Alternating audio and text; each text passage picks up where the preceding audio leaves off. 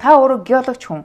Нөгөө талаар уул уурхайн дэд сайд исэн хүний хувьд ер нь ялангуяа энэ ухаан удгийн асуудал дээр одоо төр хувийн хвшлийн хооронд ингээд нэг үл ойлголцол үүсэж эхэллээ. Магадгүй хөрөнгө оруулсан тэр зардлаас нөхөн төлөгч гэдэг юм уу? Эсвэл одоо төр тодорхой хувиас нь эзэмших гэдэг юм уу? Ийм асуудал бас яригдах болов та юу гэж харж байна? Уулуурхай дэдсэд байсан хүний хувьд бас уулуурхай ямдаа газар дээр нь ажиллаж байсан хүний хувьд за Казахстаны, Австралийн, Канадын уулуурхаагаас эдийн засаг нэлээд бүрдэж байгаа улсуудын одоо сүүлийн үеийн мэдээллүүдийг бүгдийг өглөө болгон авахыг хичээдэг байлаа.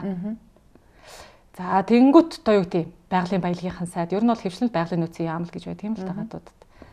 За тэднийх нь яамныхан сайд, хууль зүйн сайд нь гарч ирэл амар том мэдээллүүдийг хийх нь Монгол улсад маш их эрсдэлтэй л гэж би бодож байгаа. 2007 оноос хойш тэр жагсаалтанд батлагдчихад хахад хэрэгжээгүй. Тэ?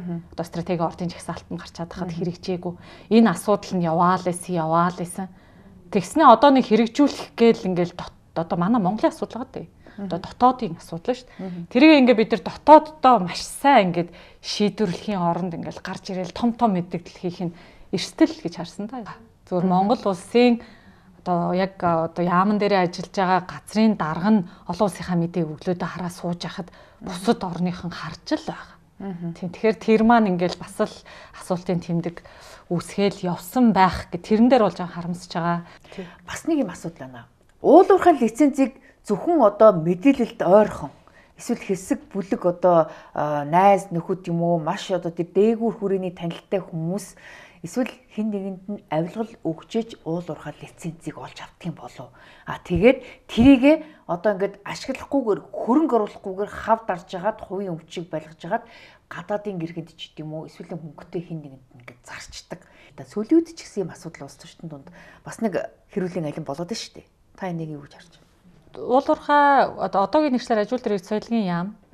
За тэрний одоо нэг агентлаг байгаа үндэсний геологийн алба гэдэг. За тэр агентлагийн доор бол Монголын энэ газрын хэвлэлийн ашигт малтмалтай холбоотой бүх мэдээлэл нь хадгалагдаж байдаг геологийн фонд гэх газар гэдэг.